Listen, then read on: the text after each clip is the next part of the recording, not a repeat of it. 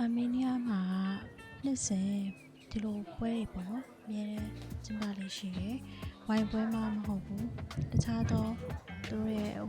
မှတ်တရနေ့တွေအတွက်လည်းကျင်းပလေးရှိတယ်။အဲ့လိုမျိုးပွဲတွေကျင်းပတဲ့အခါတိုင်းမှာလည်းဖော်ပြရိုက်ပြီးတော့ကြိုးစားစီကတင်ပြပြတော့မှာဖြစ်ပါတယ်ရှင်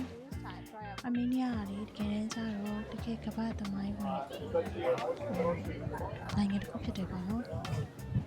ခရစ်ယာန်ဘာသာကိုလည်းပထမဆုံးစတင်ပြီးတော့လုပ်ခဲ့တဲ့ကိုယ်ွယ်ဖို့အတွက်စတင်ပြီးတော့တည်ထောင်ခဲ့တဲ့နိုင်ငံဖြစ်တယ်။အခုလေဝိုင်ပေါ့ဝိုင်ကိုပထမဆုံးကမ္ဘာမှာစပြီးတော့ချက်တဲ့နိုင်ငံဖြစ်တယ်ပေါ့နော်။ဆိုတော့အာမေးနီးယားမှာတကယ်သမိုင်းဝင်တဲ့အကြောင်းအရာတွေအများကြီးရှိတယ်။ရဲကိုလည်းစိတ်ဝင်စားစရာတွေအများကြီးရှိပါတယ်။အဲ့တော့ just for knowledge ဘုသူတအနေနဲ့အာမေးနီးယားရဲ့အကြောင်းအာမေးနီးယားနိုင်ငံမှာ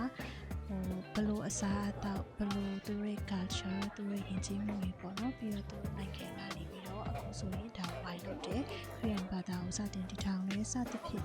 နောက်ထပ်အဲ့လိုမျိုးစိတ်ဝင်စားစရာအကြောင်းတွေကိုလည်းဆက်လက်ပြီးတော့တင်ဆက်ပေးသွားမယ်နော်